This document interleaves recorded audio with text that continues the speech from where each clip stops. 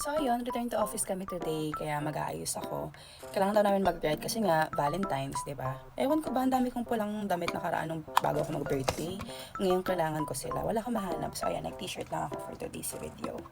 And syempre mag-aayos tayo quick kasi 10:30 na, no? Tapos nandito pa rin siya sa bahay. And ito ang gamit nating moisturizer as usual ay the original na Hyacera kahit gabi na, no? So, ayan, konti lang. Kasi less is more daw pag moisturizer. Taray, daming alam. So, ayan. So, ayan, tapos na akong magkilay at saka nag-lens na rin ako kasi nagmamalagay na ang person. Labas ko lang ang bag ni The Raymond kasi naghahanap ako ng concealer. Dahil takbo natin yung mga chismis natin dyan. Ayan.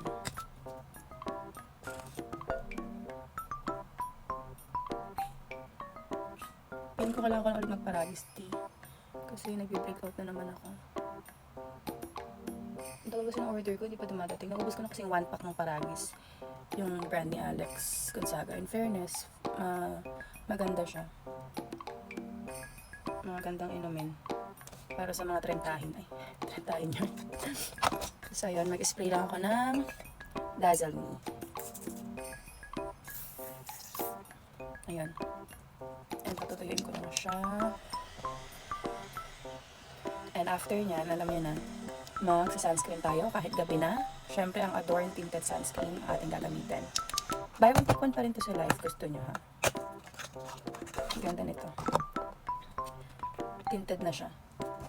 Kaya, hindi na ako nag-foundation. Ito lang ginagamit ko na lang. Since tinted nga siya. So, ayun. I-blend ko lang yan. Tapos, mag-sunscreen ako after. Yun, tapos na ako mag-sunscreen din. Mag-blush on na lang ako tsaka lipstick. And then, tapos na ako. Pwede na biyahe pa office. Ayun. Nahin ko muna yung lipstick ko. Ito ay Maybelline.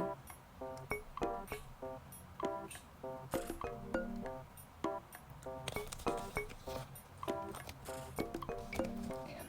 And lastly, ang ating blush on ay Vice Cosmetics na Do It All on the shade Always Sassy. Para very baby pink lang ang atake. Ayan. Ang cute nitong Vice Cosmetics kasi sobrang dali lang yung i-blend. Ayan. Very light lang ang ating lalagay. Kasi wala naman tayong blush blindness, choice. Ayan, sobrang daling i-blend nito. As you can see.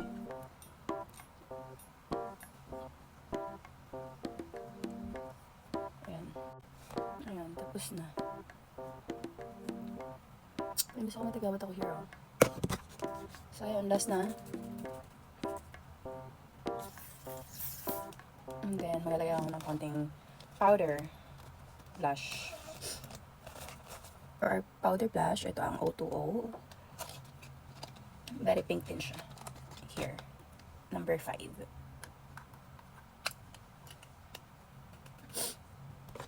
Papatuwan ko lang to para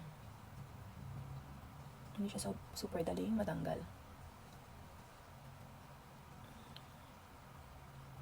Very pink naman ang aking blush on. Hanggang mag-uwi ko meron akong blush on. Sure yan. So, ayun lang. Nagmamadali na naman ako kasi papasok ako sa office. So, ayan na. Finish. Finish na mag-makeup. Pwede lang umalis. Very simple lang tayo. Ayun lang. Bye. And here's our feed check last Tuesday.